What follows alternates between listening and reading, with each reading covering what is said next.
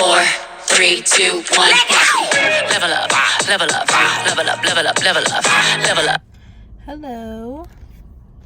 So today is October 10th, and we are about to have a baby. We are going to get induced at 2:30 today. It's currently 1 o'clock, I think. And, yep, we're about to have a baby. Can't believe it. What's up, guys? It's Alyssa, and welcome to my channel. This is my first video, and I am going to talk about my labor and delivery story. So, yeah, let's just get right into it. Well, for those of you who don't know or follow me on Instagram already, I have a baby girl. Her name is Camila, and I'll show her at the end of the video. She's sleeping right now, but her name is Camila Chanel, and I had her October 11th, 2019.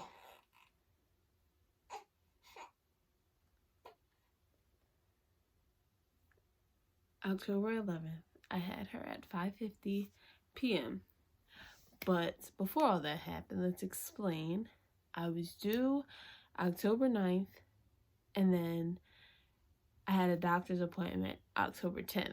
So October 9th rolls around, and I'm walking every day, eating pineapples because I heard that works, and just mad other stuff that you're supposed to do to help you induce labor. And I was 0 centimeters ever since I was getting checked. So my doctor's appointment October 10th rolls around. I'm like, I know I gotta be at least like 3, not even, like I was just expecting it to be at least 1 by then.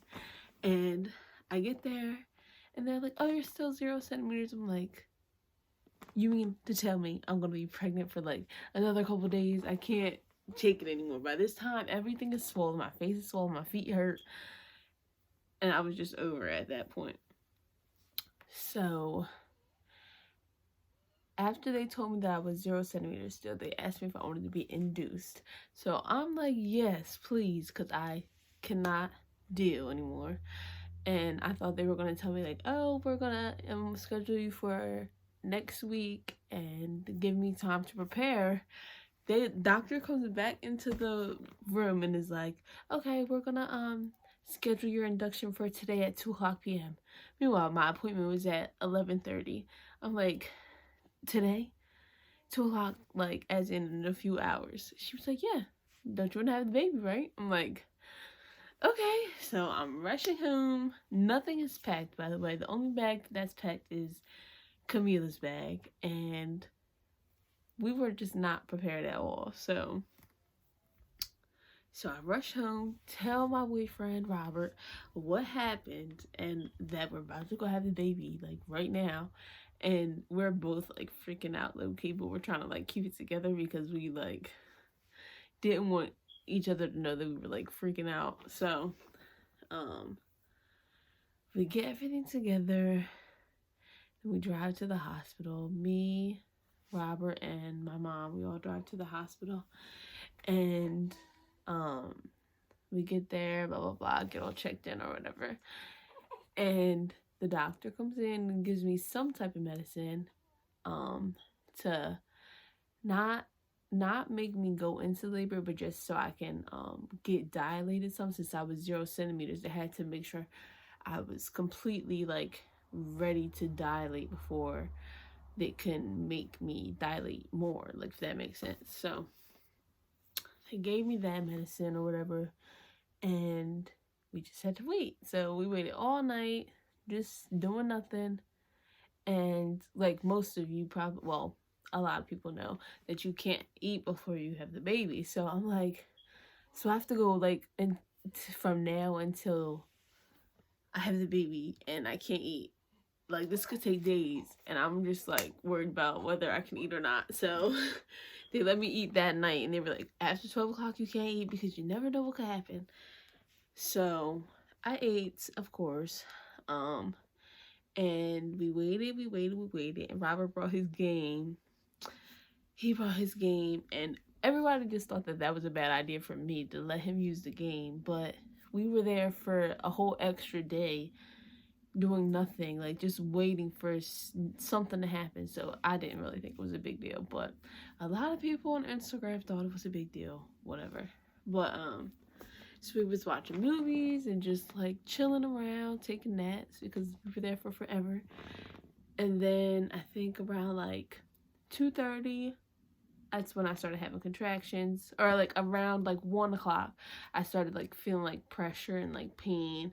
So they offered me some kind of medicine, but I cannot remember what it's called, and it made me feel like I was drunk. Like I can't even exaggerate. Like I felt like I was so drunk, and like I couldn't even explain it. Like I have a video, actually. I'm gonna insert that video clip so you guys can see.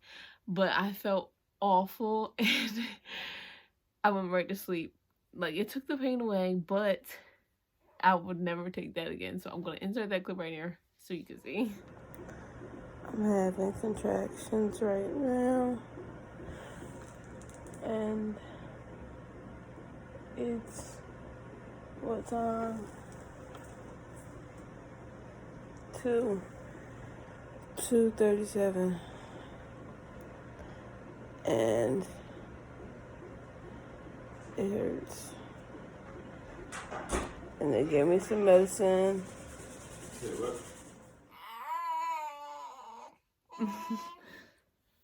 What's the matter? Will be a mommy video.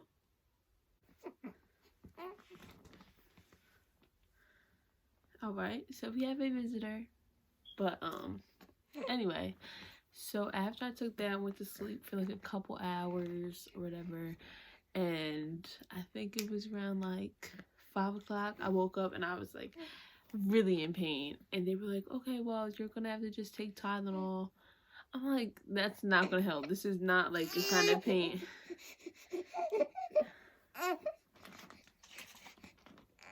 Here.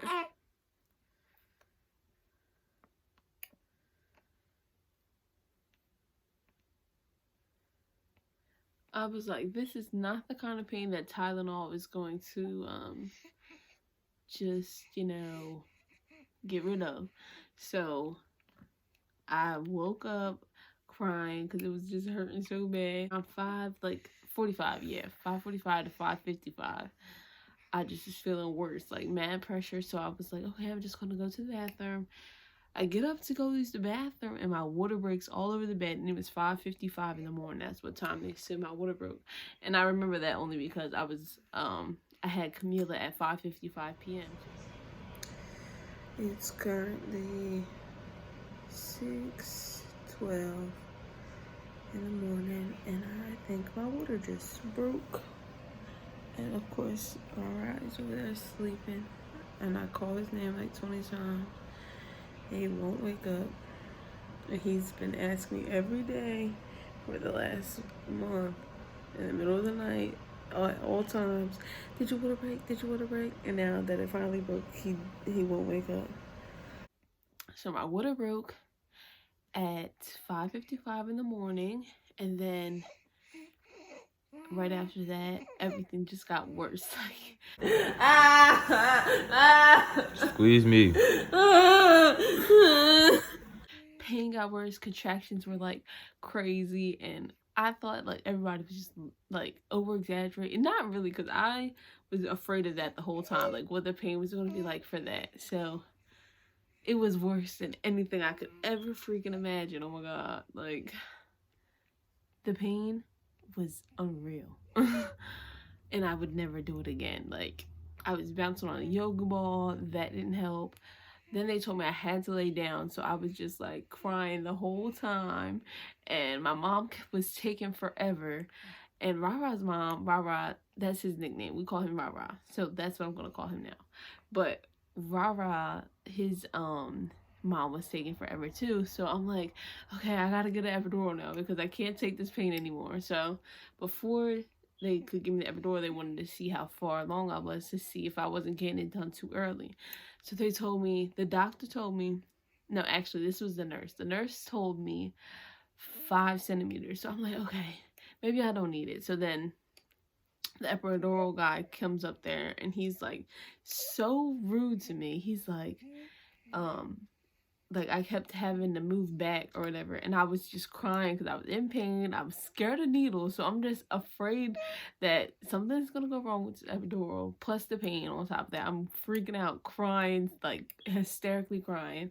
So the doctor's like, can you scoot back, can you scoot back, scoot back, like, but being real ignorant, like, scoot back, like yelling at me. And I was like, why is he being so mean to me, why is he being so mean to me? So then he's like wiping my back off, getting me ready, and I'm like, no, I can't do it. But the whole time I'm thinking like 5 centimeters, okay, so I'm almost there. Like, I'll probably have her in the next few hours. So I was like, I could just deal with the pain for like a couple more hours. When he left, he was like, if you don't get it done now, I'm not coming back. I'm like, okay, well, you don't have to come back then. Like, hello, why are you talking to me like that? Then my actual doctor comes in and is like, well, I'm going to check you again, blah, blah, blah. So the actual doctor checks me and I'm only 3 centimeters. So I start crying again, like, oh my God, she told me I was 5 centimeters. Like, I would have got the epidural if I knew it was only 3 centimeters. So then my mom finally gets there and I'm like, screaming, and she's like, oh my God, is she about to have the baby? And I'm like, Mom, no, I'm only 3 centimeters. They lied to me. So my mom convinced me to get tell the doctor to send the epidural guy back, because she was like, you're not going to be able to get through this without that. Like, you're already in so much pain and it's just going to keep getting worse. Like, after my epidural, I couldn't feel anything. Like, my legs were like numb, my feet were numb, everything was numb. I couldn't feel any contractions. I couldn't feel anything. So I was like just waking up, going to sleep, all the way up until I had her. Like, I think they came in at like almost 3 o'clock, and were like, they checked me and they were like, oh my God, you're 10 centimeters, but do you feel like you need to push? But I couldn't feel anything. So they're like, I'm like, no, I can't feel anything. They were like, well, we're gonna wait. But at this point, I feel like my epidural was kind of wearing off, but like only in one spot, like my hip. I felt everything in my hip, like all my contractions hitting right at my hip, and it hurt so bad. And they were like pushing my epidural more, like giving me more medicine through that or whatever. So by the time it was time to push, I still couldn't feel anything. And so after they told me I was 10 centimeters or whatever, and all the epidural was in my hip or whatever, I went back to sleep for like another 2 hours. I woke up around like 5, and they were like, well, we're just gonna start pushing, because you probably just can't feel her. Are you good? You probably just can't feel her head down because of the epidural or whatever. So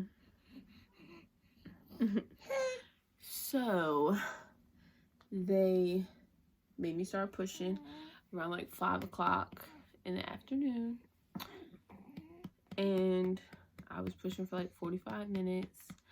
It was just me, my boyfriend, my mom, and his mom. We were all there, and it was just crazy. Like, I don't know. I can't even explain it. She was just chilling for a minute. Like, I wasn't having any contractions. She was just sitting there chilling, like waiting for my next contraction. I think my contractions were like 5 minutes apart. Like, they were taking forever to come. So she's just sitting there, and I'm just like, does she have hair? They're like, she has some. I'm like, oh my God, she doesn't have any hair. Look at her hair. She's got a little grip up hair. Look at her, she's got attitude. Whatever, likes to write her song. So then once I finally pushed her out, it was like, the feeling was, I just started crying. The feeling is like, you can't even describe it. It's like the best feeling in the world. I cried and cried and cried and cried and cried. And I was like, oh my God, she looks just like her dad. I thought she was going to at least have some features of me. But no, she looked just like him when she came out. And I was so mad. And yeah, so that's really my labor story. Like, I pushed for like 45 minutes. I was having contractions and I was in labor in total for 12 whole hours. I got an epidural and I had her naturally. And let me tell you, I do not regret the epidural at all. I'm so glad I got it. So don't let people on YouTube or anywhere discourage you from getting it, because it was the best thing ever. Once you're in that room having contractions, that's when you will make your decision on whether you go natural, no drugs or anything, because I needed it. My sister had 2 kids without any medicine, and good for her. Shout out to you, Aaliyah, but not me. So that's it. And now I have my beautiful little baby girl who is now oh, you're embarrassing me. Who is now 5 weeks old. She just turned 1 month on Monday.